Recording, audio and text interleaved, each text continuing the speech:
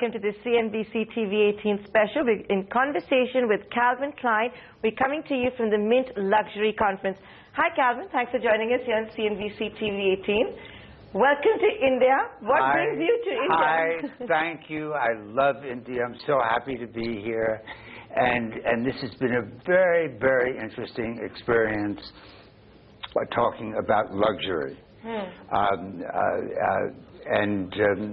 I've enjoyed every moment of it because luxury means so many different things to so many people, and I'm here to answer and give you my opinions on anything you would like to know. Great. So we're very excited to quiz you. First up, are you in India just for the conference? And when you go away from India, are you likely to be inspired by our designs, by the Indian culture, the Indian styles and cuts? Well, the last time I was in India, I bought so many fabrics, vegetable dye fabrics, hundreds of colors that were magnificent, that you just don't see anyplace else in the world. And I brought them back to my studio and had the different design studios work with them and use them for inspiration for resort or summer collections,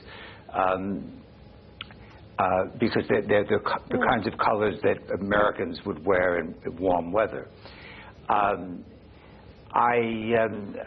My first trip to India was really extraordinary. I've been traveling to Africa. I've been traveling everywhere. I've been working this last year on a book, my first book of my work throughout my career, and so that's taken up a great deal of time. But everywhere I go, I get inspired. I always get inspired, and here, coming to Mumbai, it's particularly exciting or interesting for me to see how it's even changed even in a few years. It was always for me like New York City. Really? Yes. Like New York City? Yes. I always think of Mumbai as New York City, and I think of Delhi as Washington, D.C. And I think of the rest of India as India. There are many different Indias, actually, if you were to go into different states. But the other thing I want to ask you is, and I'm sure you've come across this phrase here in the last few days or today itself, Make in India. It's an initiative that's been launched by the government where they want people to come and make in India. Do you think India is going the right way to get global fashion empires to come and make in India, to manufacture in India? They do. I don't know what the government's thinking, but my last visit, I saw factories that make very fine fabrics for European companies, linens for and cottons for Italian companies that charge a great deal of money. All of the beading that we did on any of the clothes, any of the evening clothes, always made in India. Okay. I mean, there's a lot that's made here, and I think. But it's a fraction of what is probably made in China, right? You know, I'm not the one to give you an exact answer on that. I do know that when I started working with China, we couldn't depend on deliveries. Oh yeah? Okay. The Chinese were great at copying fabrics, but not delivering them. You probably had to deal with fakes coming out of China too. Well, you deal with fakes coming out of everywhere in the world. India was not as quick to get the production going. Okay. Where in China, they knew how to set in sleeves. They understood Western way of dressing. In India, it was wrapping fabric, saris. So to construct clothes took quite a while for the factories, for the designers to really understand how to do that. Do you think we're quick enough now? Or we're quicker? I'm not on top of it. I'm here really to visit, to give my opinions about where fashion is going, where how the internet has affected fashion in the world, and to talk about luxury, to talk about what I'm doing since I sold my company. It's been 13 years since you sold your company, if I'm not mistaken. Yes, but I consulted to the company for a number of years during a transitional period, so that there would be a smooth transition, and we still have conversations about, what the company is doing and what my opinions are on all of that. And do you design at all for the company still? No, I don't. I don't design. I just did all the designing I wanted to do all my life. Now what I want to impart is through educating students, from very young students in underprivileged neighborhoods to university graduates, in architecture, in design, communications, all the things that I touched on in my business. Okay. So I feel that's my way of giving back and helping inform people of what I know. Well, you know quite a bit, so let's touch upon that. So if you've interacted with anyone from India, or if you were to interact with anyone from India on the subject I'm going to ask you, in India, we've unfortunately not been able to create a global fashion house. Why do you think that is the case? And if you were to give them advice on how to do it, what would it be? Well, I'm not certain that any country truly has a global. American. Calvin Klein is a global brand. There's been a lot of interest in American design, because Hollywood films. There are so many things that are American that have influenced the world, that finally the way American women dress has had an impact, and men, has had an impact on the world. So we've become, some of us have global brands, but there aren't too many. Yeah. In Europe, for instance, they're all small countries, and everyone's old. It's all about Asia. It's not about Europe anymore. It's Asia, it's China, it's India. It's this part of the world. Europe and the U.S. But you still have two large fashion houses coming out of Europe. Correct me if I'm wrong, Zara and H&M. They seem to have got it right. The global brands today are doing very well. I completely agree. And don't forget Uniqlo. Uniqlo. That's Japan. Yeah, well, they're pretty smart too. Yeah. Is that the new way to go, the way the Japanese are doing with these new textiles, the textile engineering that we're seeing? Is that the future of fashion? No, the way to go is to find something that people need but didn't know they needed, to give them luxury at great value, at prices that many people can afford. I used as an example earlier that you can buy a cashmere sweater at Hermes in Paris, And you can buy a cashmere sweater at Uniqlo, and they're both cashmere. There are many different ways of knitting it, washing it, and so forth and so on, but it's still luxury. Cashmere is luxury. And so today, you can have luxury at very affordable prices, or you can have the ultimate in quality, which I like to think of as sustainable clothing. Clothes that I made, I wanted women to be able to wear them for 10 years or 15 years, not to go out of style every 6 months. Yeah, because that seems to be a problem as well, which your competitors may not have got right. I want to now talk about your journey, Calvin Klein. Is it correct you actually started off by making women's coats? How did you get into jeans?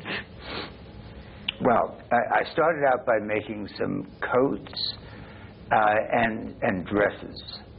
A small group of clothes, and I told a few buyers in New York that I was going to do this, and they were very supportive. There was one store in particular in New York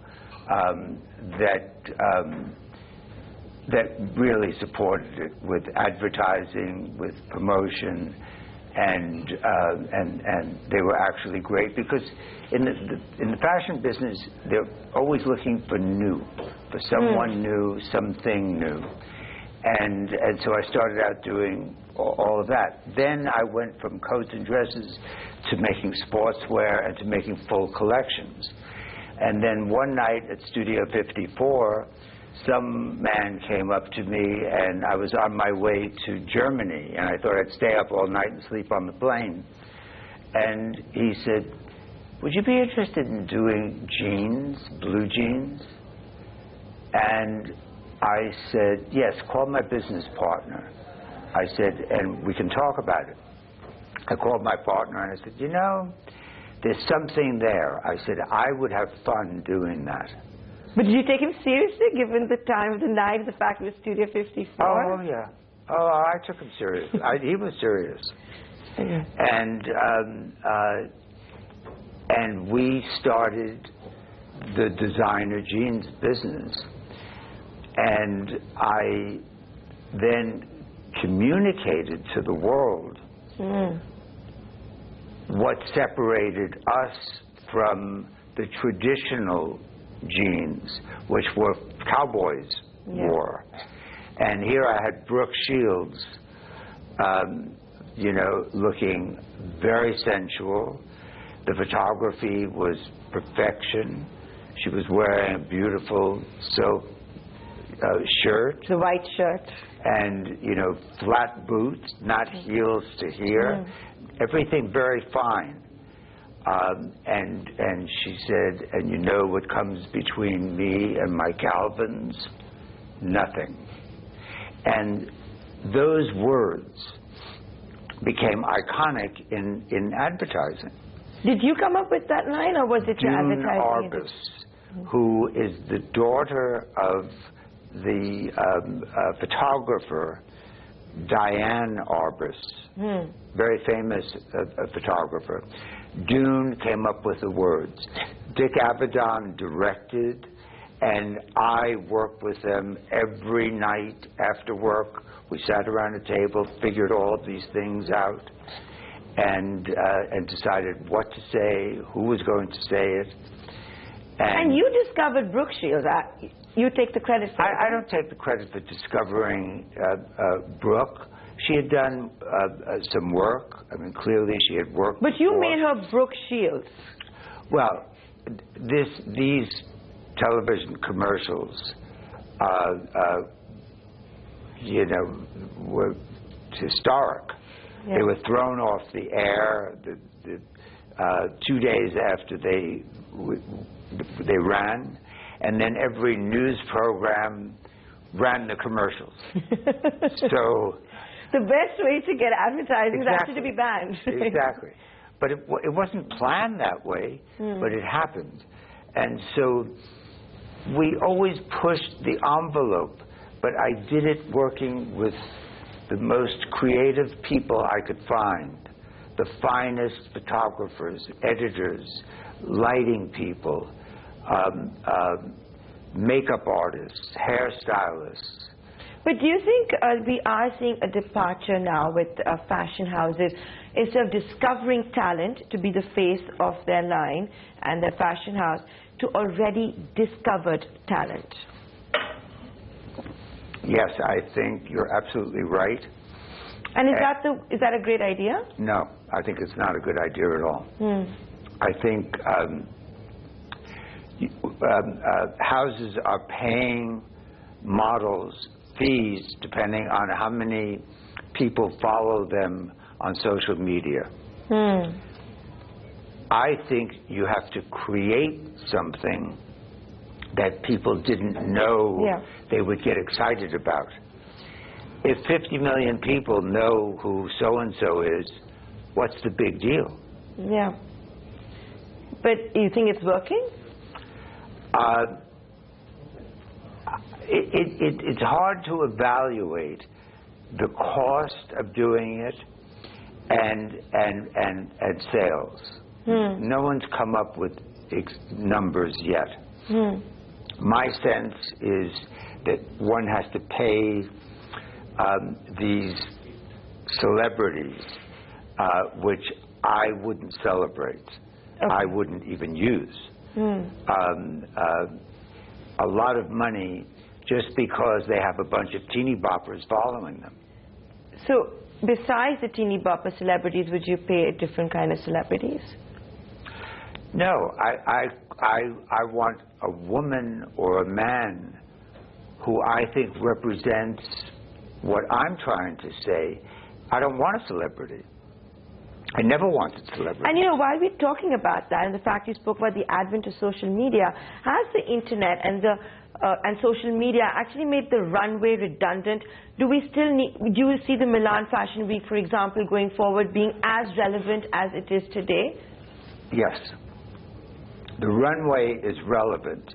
The timing is what's in question. And I think what we will see is that the clothes will be on the runway when the clothes are in the store. Not 6 months in advance, as is the case. That's old-fashioned. And that's something the stores created themselves, and it was a huge mistake. And do you think it would have been, given this internet boom, the social media boom, do you think it would be easier to become a famous fashion designer today? No, I don't see what difference it makes. No? No, I think whether you're competing with Vogue, Harper's Bazaar, fashion magazines all around the world, newspaper critics everywhere, or television or social media, what's the difference? It's a way of communicating to the world what you do. The problem with social media is it's all amateur. It's all badly done. You clearly don't like social media. Well, I like it. If I were doing it, I would do something, and I've seen, wonderful photographs on social media. But those photographs, they're not trying to sell something. But if you wanted to sell something, I don't see, there's nothing I see that I would buy based on people taking selfies of themselves. That's embarrassing, actually. It's embarrassing. I'm actually loving what you're saying. I know you were asked this a short while back, and I've got to ask you myself. Sure. You came up with that whole Calvin Klein underwear model, right, on Times Square. Do you think you sent men to the gym or to the shrink? When I photographed this young triathlete who was in college in California, he had an extraordinary athletic body, and that was the image I was trying to project. We took him to Greece along with many other people, and photographed them in situations against different shapes of homes and whatever.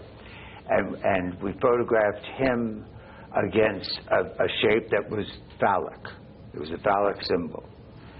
And it created enormous excitement. It was in Times Square, obviously. It was Times Square. It was everywhere. I mean, it was absolutely everywhere. He wasn't a celebrity. I didn't want. I just wanted a certain type of person to represent the underwear I was making. He was perfect. And you said your daughter had problems going out and seeing her father's name. She's going to kill me for this because she said, Time magazine asked her years ago, they said, well, how do you feel with your father's name on everyone's underwear? She said, let me tell you, she says, when I go to bed with someone and they're wearing my dad's underwear, she says, I keep thinking, oh, deal breaker. He sees what's going on. And my final question to you, because you're running out of time, what were you thinking when you came out with the unisex perfume, cologne, CK1?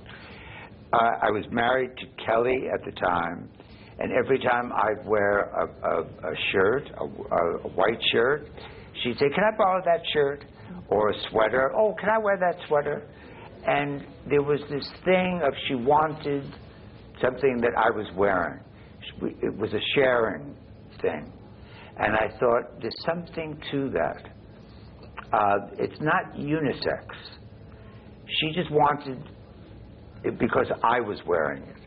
And I thought, let's do a fragrance. Was there anything of hers that you wanted to wear? No, no. I made clothes for her. She was my muse. She was my inspiration. So the clothes were made for Kelly.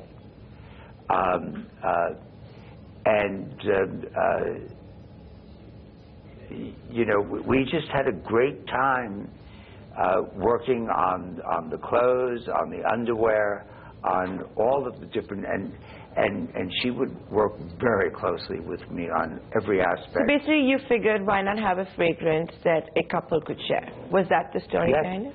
Without using the word unisex.